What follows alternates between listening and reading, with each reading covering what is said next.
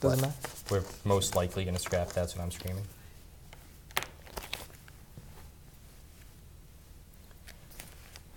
Hello and welcome back. We're glad to be back with you as we return from our week off to bring you a new and improved hashtag Griffsports.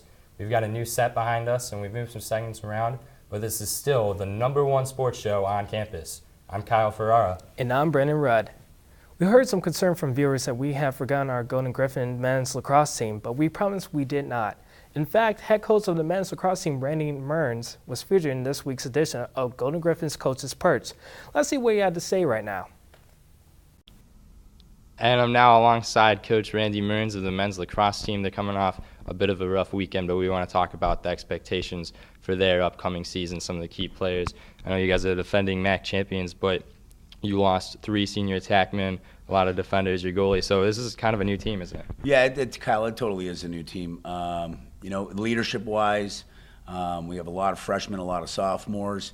I mean, you look at 2012, what a great class. We lost 16 seniors, like you said, our whole starting attack, starting poles, starting midfielders, our goaltender. So it's been, I think we're at the point, though, where I don't think it's a rebuilding. I think we're trying to reload. We're just doing it with some younger talent. When we sit there and you look at the roster, we really tried to kind of massage the roster. If we brought in guys that maybe were attack guys that we recruited, some guys are playing midfield, some midfield guys are playing pole. We've kind of like looked at the athleticism, the skill set, and we're excited. As you mentioned, we had a little bit of a rough weekend, but I look at it a little bit differently because for us, it's the first time, over this weekend to see what we're really working with. We played very, very well against Air Force. We lost 10-8. We controlled the ball. We did a lot of great things being a young group, and we felt very good off, as much as you can say, you losing, you still kind of felt good saying, hey, this young group's really got a lot of talent. Denver, not so much. We threw the ball away. I don't know if we were, in the position of playing that, a top 10 team, some nerves. But I think at the end of the day off of the weekend, it's like, what? We have a really good group. Now we know what it looks like. Now we can start to try to fine tune it as we get ready for, the stretch with Cornell, Albany, and Hobart in the next week and a half. Tim Edwards, he was the Tewarton nominee. He was the all-tournament team this last weekend. Can you talk about him a little specifically? Yeah, Tim is, he's a guy that can do it all. He's a two-way midfielder. He's got gifted hands. He's got great vision. He's a phenomenal athlete. He can get up and down. If he gets caught on defense, he can play defense. We don't have to worry about changing him, which actually in some sense is kind of good for us because if we can get transition, then we got our offensive guys going back up the field. He's a horse. He's going to log a lot of minutes for us this year. And the thing about it is every team that we play knows it. So, unfortunately for him, for the remainder of his college career, he'll always get the long stick midfield. He'll get the pole. But over the weekend, he was dodging the pole. He wasn't afraid of it. He plays with a lot more confidence. Having a phenomenal year last year as a rookie, he plays like he just owns the field, and we need that from him. So, he's obviously an integral, part of our success. What about Vince Gravino? Do you typically have a freshman in such a big role? We have in the past. We had Adam Jones and Nicky Lococo 4 years ago, 5 years ago that came in as freshmen that logged a lot of minutes. The thing about it is Vinny earned that left-handed spot on the attack. He's pretty ambidextrous. He's got great vision. He'll take it to the hole. He understands the offense. But again, he was probably the one freshman that was kind of like we're throwing you right into the fire as opposed to we're going to let you, kind of get your feet as we went through these games. And he performed awesome. Now, let's switch from the offensive side to the defensive side a little bit. When you get a new goalie, I know the goalie kind of has to be a vocal leader for a team. So does the dynamic of the team change a lot when the goalie changes? Well, I think it changed for us most certainly because at the end of the day, we not only lost our goalie, we lost 3 starting long poles. So it's a whole kind of different shift on the defensive end. This year, you look at the last 2 or 3 years. Even from the defensive midfield standpoint, Huey Weir and Joey Rout, who are our primary D mids, were probably more support cast guys last year. Under Justin Mader or Mike Allaire, those types of guys. We lost Brendan Murphy, Nico Capron, Ryan O'Hagan, phenomenal lacrosse players. DJ Giacobo, who's our redshirt junior, hurt himself, so he was out the remainder of the year last year. So our whole defense is all new. I think that they learned under a lot of capable guys, which was great. I think Alex Giovanetio, learned under Sean. I think we had some goaltending in Nicky Carrasco and Kyle Bell that continue to push, to play. So it wasn't, we just didn't give the ball, the ball in the goaltending realm to Alex Giovanetio. It was, something that he's earned. And we didn't know what it was going to look like. Because here we go. We're going to play some pretty talented teams, and let's see what this goaltending situation looks like. And Giovanetio, played phenomenal. He had a few miscues, but that's going to happen. But for the most part, we were like, okay, this kid can play. And we thought that was going to be the case when we recruited him. It was just nice to kind of see it, come to fruition. And again, defensively, with all these new guys, Coach Burke's been really, pushing the guys in terms of team defense, knowing the slide packages, understanding our scouts, and for the most part this weekend, they played very, very well. So how does it feel to come back and coach and be successful at your alma mater? Well, I mean, it's great. I kind of rolled into, coaching here. It was just kind of happenstance, back in the day. And for me, I'm loyal, and it's kind of like, it's kind of like Coach Rappel. It's like, this is like a baby, and you've watched it kind of grow and grow and grow, and now we're at the point where can we really take this thing, because all these resources, all this help is upon us, and can we really actually vie for a national championship? I mean, my goal here when I first took over 15 years ago was to win a national championship at Canisius. And I think through progression, and it's been 15 years, but we're getting to the point, especially in Division I lacrosse, where everybody's good. And we have phenomenal coaches. Coach Lally, Coach Burke, Dougie Kavalurski is our volunteer guy, been with me, 11, 12 years. Sports information, like, it's all there for us. And our guys, I think, now have kind of bought in as we've continued to change the culture, as I know all these programs here at Canisius have, of, you know what, you can win, you can be successful. How much do you want to take it? Where do you want to take it? And at the end of the day, it comes with hard work. It comes with sacrifice, and I'm happy to say our guys got that. Well, it's definitely been a long, successful run for you, so we wish you the best of luck this year and in the future as well. Thanks for being us today, and now we're going to send it back to the studio. Thanks, Kyle. Appreciate it. Very interesting stuff from Coach Randy Mearns. Let's take a moment now to recap the last week of Griff's action. We'll start with lacrosse. As you heard in the interview, the men's team lost their first two games, falling by scores of 10-8 against Air Force and 11-4 against Denver. Ooh. Unfortunately, the women's team shared in the bad luck over the weekend. They lost to 16th ranked team in the nation, Cornell, by a score of 16-10, as they also fall 0-2 on the season. They were led in that game by senior midfielder Morgan Leonard, who had 5 points and 4 goals on the afternoon. She also forced a career-high 7 turnovers, which was just one shy of the school record. If there was a bright spot to the loss, it was Leonard. Her efforts were good enough to win her a MAAC Defensive Player of the Week. The reigning MAAC Defensive Player of the Week seems to have picked up right where she left off last season, and she seems like one of our nominees for Golden Player of the Week. Speaking of picking up where she left off from, junior pitcher Jen Console has helped lead the Griff softball team to a 7-1 start, their best since 1994, and she was rewarded by being named MAAC Player of the Week. In the Griff's 4 victories, she pitched 18 innings while recording 23 strikeouts and allowing only 2 earned runs. Wow. She is another Golden nominee this week. The Griffs were also helped out by freshman third baseman Bethany DeMarco, who was named MAAC Rookie of the Week. Griff's baseball isn't enjoying quite as much success as the softball team, but they're off to a decent start at 4-4 after splitting their last 4 games with UNC Asheville. Over the weekend, they were led by junior left fielder Jesse Kelso, who went 8 for 14, driving in 3 runs and scoring 4 more. And the Griff's men's basketball team lost their bracket buster game to Vermont 87-79, as Vermont shot 57.8% from the floor and had 5 players in double figures.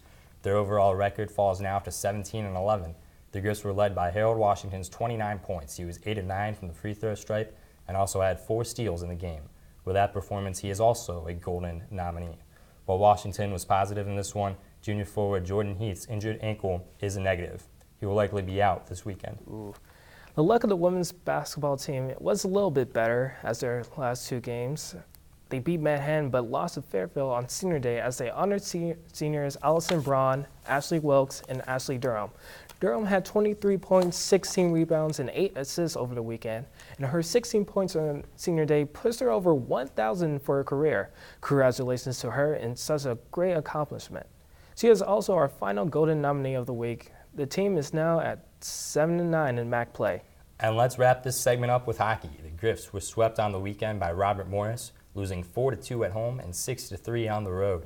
They've now lost 5 in a row in 6 of their last 8 games played in the month of February. We'll show you what that means in the standings later on, but they're obviously struggling right now, Brandon.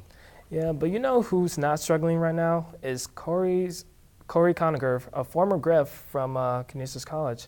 He's faced Buffalo when he was playing with Tampa Bay Lightning yesterday as the team took on the Sabres last night. He finished with 1 assist in the game. Well, he's certainly been amazing in his NHL debut so far. We featured him in the debut of a game we call What's the Word back in the first episode, and we'd like to bring that game back. But first, we're going to take a quick commercial break. Yeah. Stay with us. This is #Griffsports. You're on your way to meet up with friends, but you can't seem to get anywhere quickly. You don't want your friends to be annoyed, so you text. You're on your way.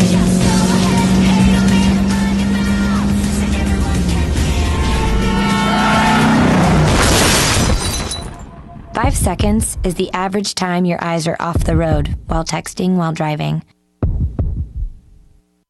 Make sure you get where you're going.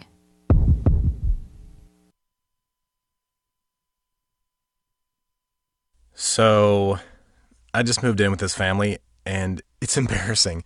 The little one, he likes to go outside and crawl around in the giant litter box. I don't know what he's doing. I mean, I was born and I knew how to use the litter box. Look at that! That's disgusting! Oh, poop already! You're making me nervous. Oh, okay, I can't look at this anymore. I really hope he grows out of this, for his sake. And welcome back to #Griffsports. Brandon, let's play What's the Word right now. Since you weren't with us 2 weeks ago, quickly give us a word on your thoughts of the beginning of the spring schedule. Well, when I think of a word to describe the beginning of the spring schedule, I have to go with the word impact. It's the beginning of the season, multiple teams are starting out, and you want to create that impact to show that you're a force recognizable in the conference play. So I think to start off strong and make that certain impact, I think that's a great word to describe it. Now, what do you think of the 2 Griff freshmen, Vince Gravino and Bethany DeMarco, winning Rookie of the Week? Well, they're kind of at the top of the mountain right now, so my word is apical. It's situated at an apex, and they really started off as strong as you can start as freshmen in the program, both winning Rookie of the Week after 2 strong performances. Give them a lot of credit for their hard work, and we're excited to see what they can do the rest of the season. What would you call it, Brandon? Well, I think I have to say potential. I mean, these guys are just rookies. They're freshmen. They're already starting out hot. I think there's a lot of potential with them coming in a few years. I think they could really make an impact in, like I said, potential. I know we got to talk about this for our next thing, but the Vermont loss, what word would you describe that? Well, I'm not as down as some people might be. My word is manageable or capable of being handled. Look, the loss wasn't good. It was on ESPN, and it has national exposure to it. But not very many teams who win their bracket buster games go to the NCAA tournament just based on that alone. I think the Griff's only hope of getting into the big dance was by winning the MAAC championship, which they still very much have a chance to do. Their record in MAAC play wasn't affected. I think this was a very manageable loss. Well, I have to kind of disagree with you. I think my word for this has to be waste, because they had a chance to really win this game, go ahead in the standings, and try to prove something themselves. I mean, sure, they have another ESPN3 game, but it was just kind of a wasteful opportunity. Harold Washington had a good game. Billy Barron was having an okay game, but Jordan Heath or Joshua Heath got an injury, so I think it was a waste of an opportunity. Now, what do you think of Ashley Durham's 1,000th point? Well, I was at that game, and she started off a little slow, but this accomplishment is just phenomenal.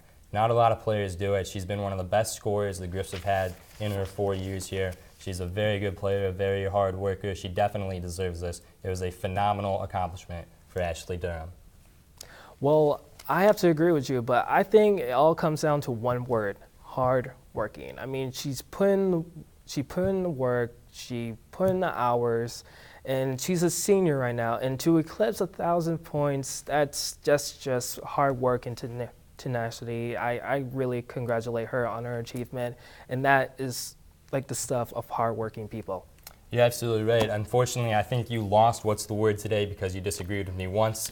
Oh, and really? Are you really doing this? That's how we're playing the game. Now, speaking of Ashley Durham, I got to sit down with her earlier today, and we will go to that interview right now and see what she had to say about her senior season. He lost. But this... I'm here now with Ashley Durham, senior guard on the women's basketball team.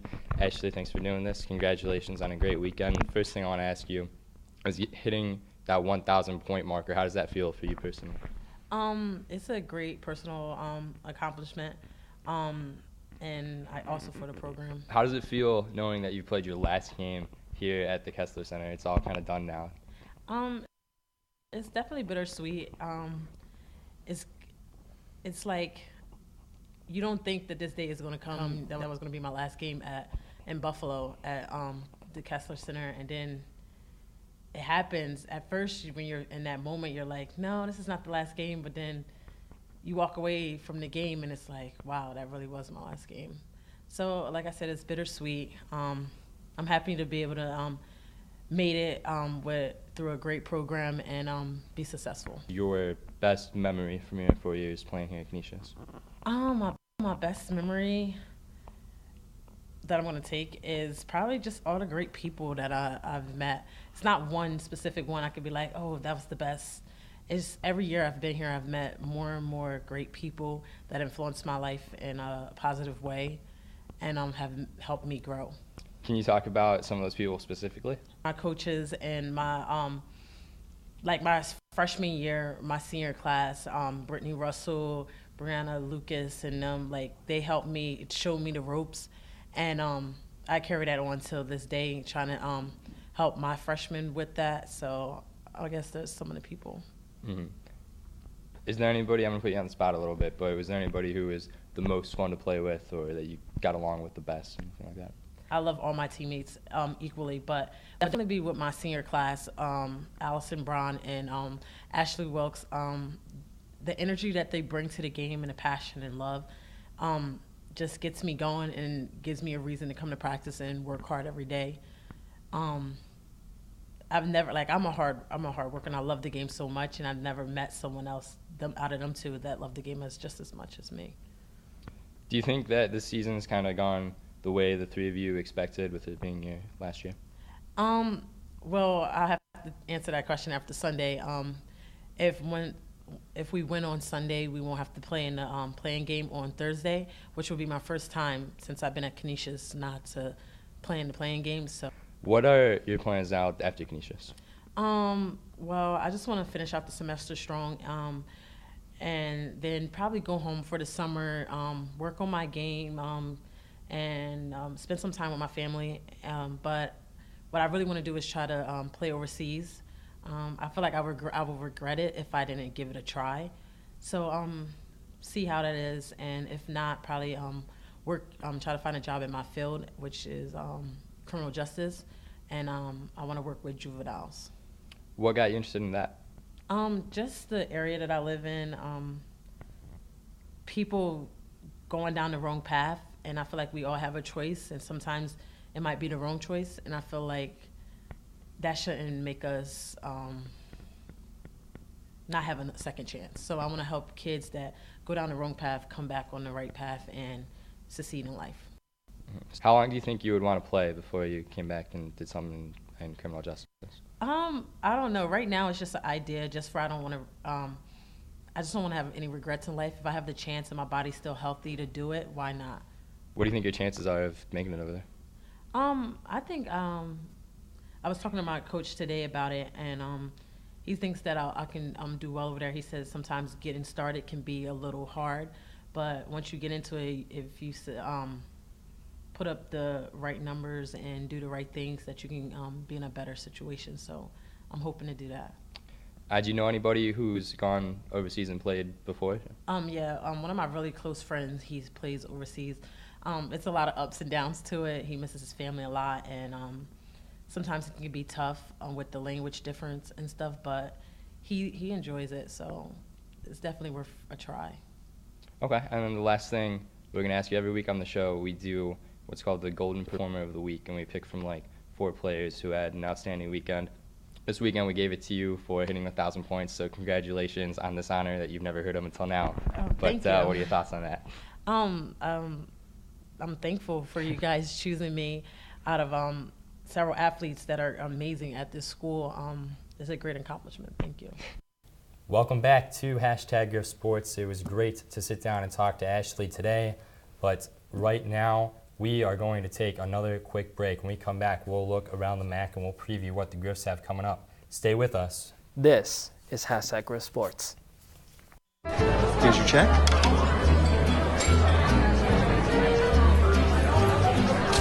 Oh, you got it.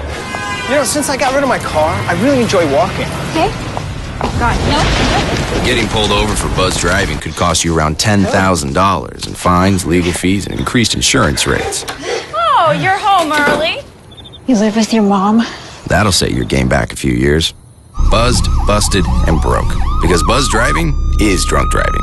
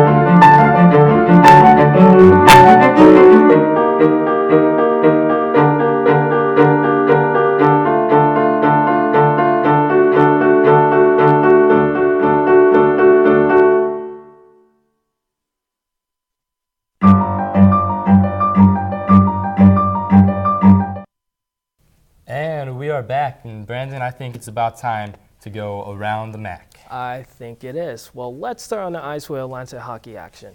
On Friday, we saw a couple of ties as Holy Cross and America International finished in a 4-4 draw, while Sacred Heart and Bentley ended in a 6-6 stalemate.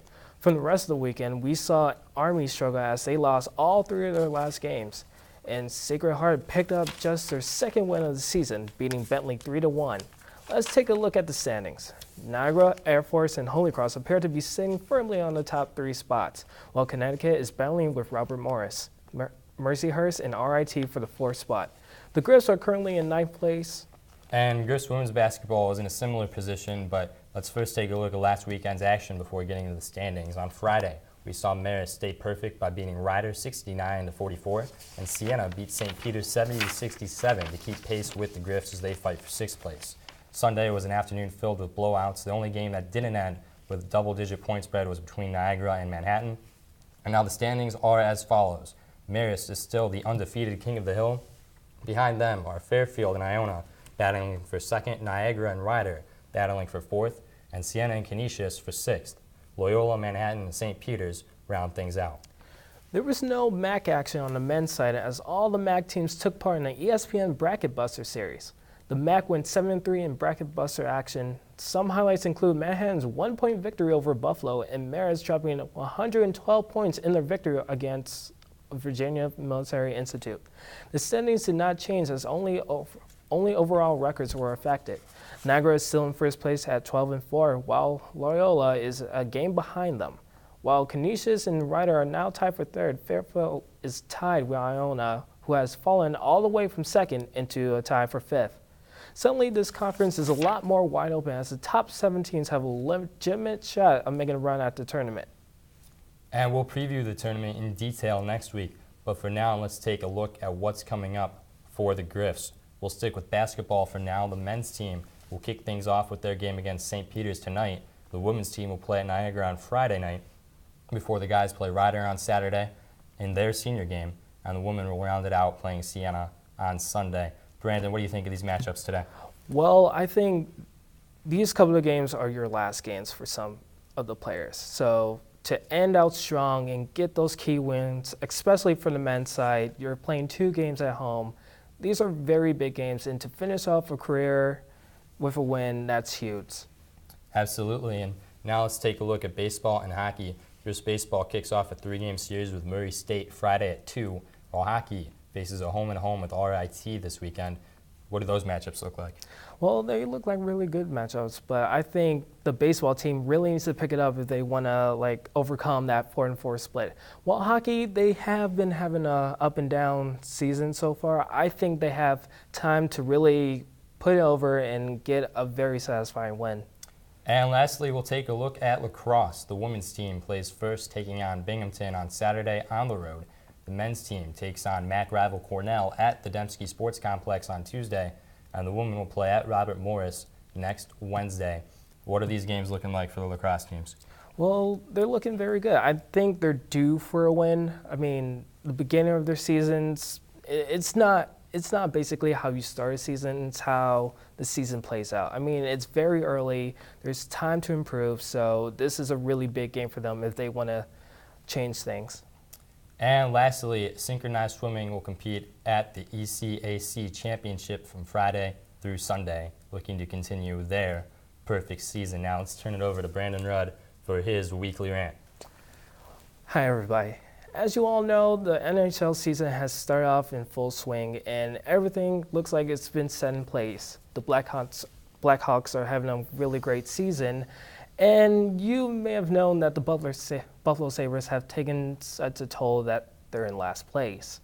Now, a couple of episodes before, my co-host here, Kyle, who's from Cleveland, put on the yellow slug of the former Buffalo Sabres jersey. Now, after that, the Sabres have fired their head coach, lost multiple games, and just completely plummeted. Kyle, I think on behalf of all Buffalonians and all their players, I think you need to apologize to the public right now. I don't think I need to apologize. We talked about this a few weeks ago. The fact that we're still talking about it, to me, shows that the Sabres have no excuse. They've had no excuse. Hopefully, with a new coach, they'll be better. I am rooting for them to be better, as I said in the very first episode. Please don't. The fact that Brandon doesn't want me to makes me want to more. He's from I Cleveland. hope that's okay with you, Buffalo. Not from Buffalo. Now, the last thing we want to talk to you about, the C Block is taking 24 students to the MAAC Championships. Ooh. Last I talked to Joe Ritigliano, they have 6 tickets still available. We hope that you will act quickly to get these remaining tickets and go support your Griffs at the MAAC Championships. They need all the help they can get. Definitely. They play much better in front of the crowd, as evidenced by their home record versus their away record. Go support them, be loud, and let's get a MAAC championship. I'm Kyle Ferrara, and that is what I'm screaming this week. Well, that is all we have for you today. We'll be back with you next week to preview the MAAC championships. We'll be joined by a few guests as we have a MAAC tournament roundtable. Yep. And we'll hopefully have a key contributor to your men's basketball team on the show. That's it for this week. See you next week. I'm Kyle Ferrara. I'm Brandon Rudd. See you next week.